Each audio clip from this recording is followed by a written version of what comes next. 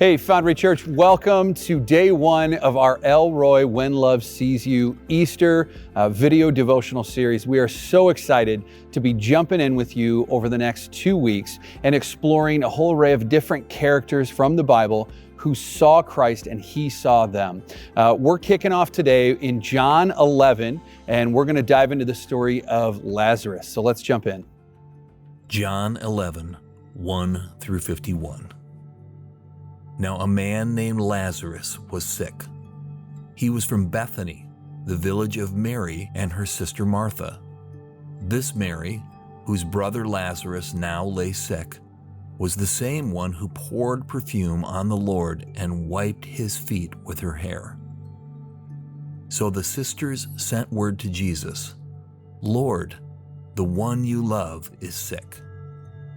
When Jesus heard this, he said, "This sickness will not end in death. No, it is for God's glory, so that God's Son may be glorified through it." Now Jesus loved Martha and her sister and Lazarus. So when he heard that Lazarus was sick, he stayed where he was for 2 more days, and then said to his disciples, "Let us go back to Judea." "But Rabbi," they said, "a short while ago the Jews there tried to stone you, and yet you are going back?" Jesus answered, "Are there not 12 hours of daylight? Anyone who walks in the daytime will not stumble, for they see by the world's light. It is when a person walks at night that they stumble, for they have no light." After he said this, he went on to tell them, "Our friend Lazarus has fallen asleep, but I am going there to wake him up." His disciples replied, "Lord, if he sleeps, he will get better." Jesus had been speaking of his death, but his disciples thought he meant natural sleep. So he told them plainly, "Lazarus is dead, and for your sake I am glad I was not there, so that you may believe. But let us go to him." Then Thomas, also known as Didymus, said to the rest of the disciples, "Let us also go, that we may die with him." On his arrival, Jesus found that Lazarus had already been in the tomb for 4 days. Now Bethany was less than 2 miles from Jerusalem, and many Jews had come to Martha and Mary to comfort them in the loss of their brother. When Martha heard Jesus was coming, she went out to him, but Mary stayed at home. "Lord," Martha said to Jesus, "if you had been here, my brother would not have died. But I know that even now God will give you whatever you ask." Jesus said to her, "Your brother will rise again." Martha answered, "I know he will rise again in the resurrection at the last day." Jesus said to her, "I am the resurrection and the life. The one who believes in me will live even though they die. And whoever lives by believing in me will never die. Do you believe this?" "Yes, Lord," she replied, "the Son of God, who is to come into the world." After she said this, she went back and called her sister Mary aside. "The teacher is here," she said, "and he is asking for you." When Mary heard this, she got up quickly and went to him. Now Jesus had not yet entered the village, but was still at the place where Martha had met him. When the Jews who had been with Mary in the house comforting her noticed how quickly she got up and went out, they followed her, supposing that she was going to the tomb to mourn there. When Mary reached the place where Jesus was and saw him, she fell at his feet and said, "Lord, if you had been there, my brother would not have died." When Jesus saw her weeping, and the Jews who had come along with her also weeping, he was deeply moved in spirit and troubled. "Where have you laid him?" he asked. "Come and see, Lord," they replied. Jesus wept. Then the Jews said, "See how he loved him?" But some of them said, "Could not he who opened the eyes of the blind have kept this man from dying?" Jesus, once more deeply moved, came to the tomb. It was a cave with a stone laid across the entrance. "Take away the stone," he said. "But Lord," said Martha, the sister of the dead man, "by this time there is a bad odor, for he has been there 4 days." Then Jesus said, "Did I not tell you that if you believe, you will see the glory of God?"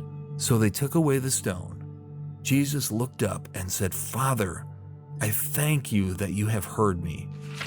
I knew that you always hear me, but I said this for the benefit of the people standing here, that they may believe that you sent me." When he had said this, Jesus called out in a loud voice, "Lazarus, come out!" The dead man came out, his hands and feet wrapped in strips of linen and a cloth around his face. Jesus said to them, "Take off the grave clothes and let him go."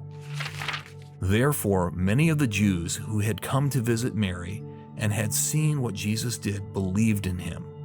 But some of them went to the Pharisees and told them what Jesus had done. Then the chief priests and the Pharisees called a meeting of the Sanhedrin. "What are we accomplishing?" they asked. "Here is this man performing many signs. If we let him go on like this, everyone will believe in him, and the Romans will come and take away both our temple and our nation." Then one of them, named Caiaphas, who was high priest that year, spoke up, "You know nothing at all. You do not realize that it is better for you that one man die for the people than the whole nation perish." He did not say this on his own, but as high priest that year, he prophesied that Jesus would die for the Jewish nation, and not only for that nation, but also for the scattered children of God, to bring them together and make them one. So from that day on, they plotted to take his life. So why don't you tell me what happened that day? Yeah, it's strange. A lot of people have a lot to say about that day. I know for my sisters, it had to have felt like a month or even longer. It makes me sad that they had to go through what they did. Every now and then I catch them staring at me, and I can tell that they're still thinking about it. For me, though, it's different. I remember getting sick, and I thought by the end of the first day it would pass, but eventually I could tell something was very wrong. I was going in and out of consciousness, but I can still remember Martha's anxious face, her scrunched up eyebrows, and her pursed lips. And Mary didn't say much. Every time I was awake, though, she was there, holding my hand. Eventually, I began to feel afraid. And that's when I whispered his name. Jesus. Mary flinched and jumped up as if I was shouting from the top of my lungs. I remember she said, yes, Jesus," as she was running out the door. Jesus. This was the only name on my lips and in my heart. I said his name a few more times throughout the evening, and that was the last thing I remember until I heard him. While you were asleep? Yes, he was calling me, and this was not a whisper.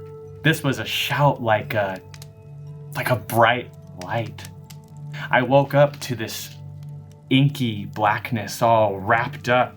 It was strange. I had to wiggle myself up and shuffle my way to the door into the bright day. You should have seen their faces. They were completely shocked, frozen, and unable to function. Even as they were unwrapping me, their hands were shaking. They wouldn't even dare to look at me in the eyes. But not Jesus, though. Jesus was looking right at me with this smile that I can't quite describe, and tears in his eyes. So now that we've read through John 11 together and we've heard the story of Lazarus, we have a few questions for you to consider. Have you ever been in a situation where everything around you was falling apart? and you didn't know what to do? What did you do?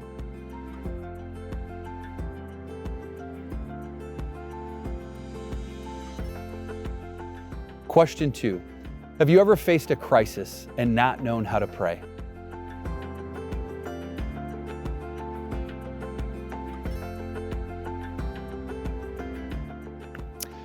Jesus clearly has knowledge without being told about things. He knew Lazarus had died before he got there. We can guess that Jesus likely knew Lazarus was sick before they came and told him. Yet, he waited until they got him. Do you believe that Jesus knows what's going on in your life? Have you invited him into it?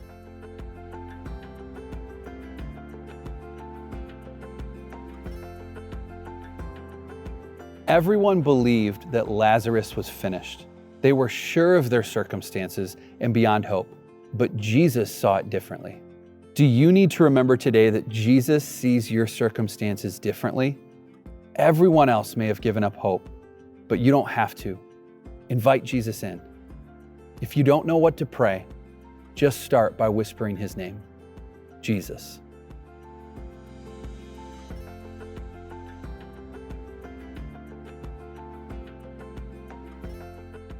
We are so thankful that you joined us today for day 1 of our El Roy When Love Sees You Easter video devotional series.